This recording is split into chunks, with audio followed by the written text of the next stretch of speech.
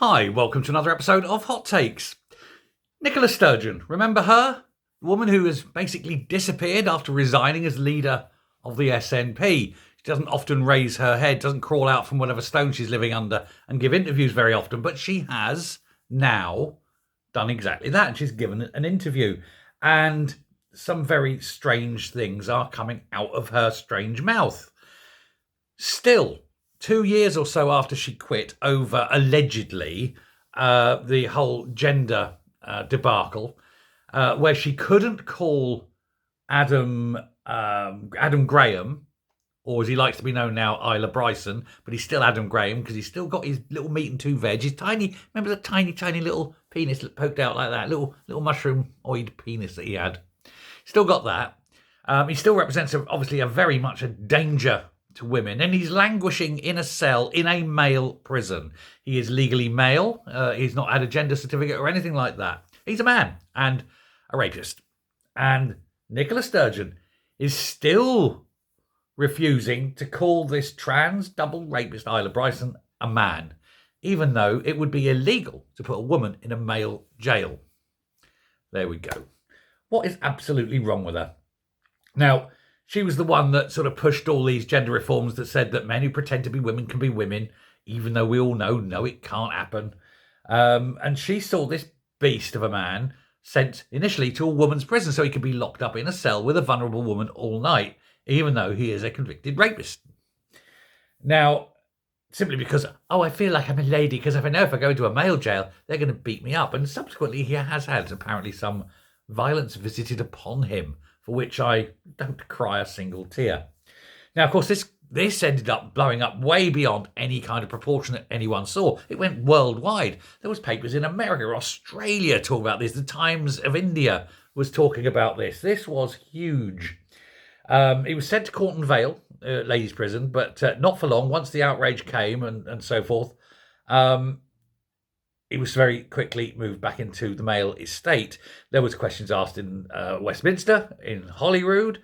They tried to bring in a gender law, which then was overturned by the Scottish minister. They went to court. They lost that court case, even though they knew they were going to lose, because Humza Yousaf was told in advance that they could not win it. He said, but if the legal advice is we have a chance, then we'll go. He's never published that legal advice because the legal advice was you can't possibly win. It was all hidden up. The Information Commissioner is still saying that this should be released, and they're still refusing to release it. It's cost thousands upon tens of thousands to do all these things over this gender bill, and nothing is changed because it is wrong. And she can't accept this. Nicola Sturgeon is still, in her mind, absolutely 100% convinced that she is right, even though everyone else says, no, you're wrong. She took, if you remember the car crash interview she had, where she was being asked, and I can't remember, ITV, one of the mainstream, ITV, BBC, Sky, whatever, and she refused on the interview repeatedly to call him a man, instead saying they were a rapist, they were this. And she keeps trying this trick, they were in prison for this. No, it's not they, he is in there. And then, in fact, one interview, and she said, she asked something, and she actually used the word he. And then she caught herself and went, they, because she confused herself, because she knows in her heart of hearts that he's a man. Henry Mance, who was a journalist, asked if she can now, he's the journalist interviewing today, or yesterday, asked if she can now say Bryson was a man since he was in a male prison. And she responded, that person was a rapist. That person. He. And she still can't do it. And she's blaming this issue on why she resigned. It was nothing to do with this, of course. We all know it's because the net was closing in on all her dodgy dealings, allegedly. Cover myself. Tess White, the Scottish Equalities Minister, said, we're almost 2 years on from this scandal. Nicola Sturgeon, this is Scottish Conservatives, said Nicola Sturgeon is shamefully still failing to answer the basic question of whether this man is a man or not. Common sense should tell her that this is a dangerous male rapist and as such should never have been considered for access to women's protected spaces. Quite right.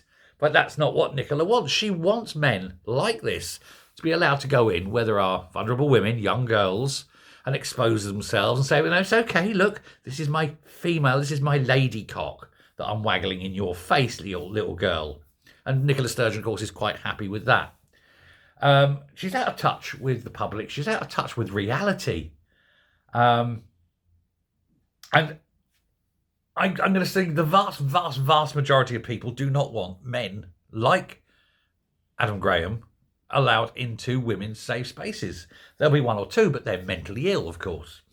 And of course, this resignation on this matter was, like I say, that was a cover-up, because it was only about a month later when the police raided her home, and her lavender husband, my arse, was nicked away, down, questioned, charged with embezzling all that money, whether he has or not. Of course, a court will have to decide if he ever gets there. I did the video about that earlier. I think it was yesterday afternoon I did the video that he's unlikely ever now to see the inside of a court, because they are deliberately letting this run out, and so he'll be saved by the European Convention on Human Rights and so forth. She was asked whether she thought it was right for the party to be run by her as the leader and him as the chief executive. And she said, oh, well, of course it was. It was an all-consuming job, and we had to work close and all this. And she said all this. And of course, this is something that Craig Houston has landed on. One of the weird things she said is she's not entirely sure that, this is all part of this interview, she said, I'm not entirely sure, she said, that independence would be the right thing for Scotland. That is stunning, isn't it? She's saying Scotland is actually going to be better off inside because of the changing ways of the world in terms of things like terrorism and information and intelligence. And she said we've got to make sure that we are protected by that. And so the question of Scotland maintaining an independence, maintaining its intelligence services after independence, said it's not something she wanted to look at. But it's different. Irony, isn't it? The irony, a woman who predicated her entire life on Scottish independence, now saying, well, actually, the world's changed and we're better off inside the Union than outside. Oh, dearie me, Nicola. The world is very, very different from 2 years ago, isn't it? Is that what a little bit of being out in the cold does for you? You see reality and you realise, oh, I was completely wrong on just about everything, except men pretending to be women. Yeah. I think he's still out of touch on that one, though. Very much so indeed. She's completely bonkers. She's completely lost the plot. I think there's some mental aberration going on. I don't think she's done. I mean, she can't possibly run for politics again. She needs to just retire, live on a road, travel the roads of Scotland in a nice motorhome, and reminisce. Thanks a lot. Bye.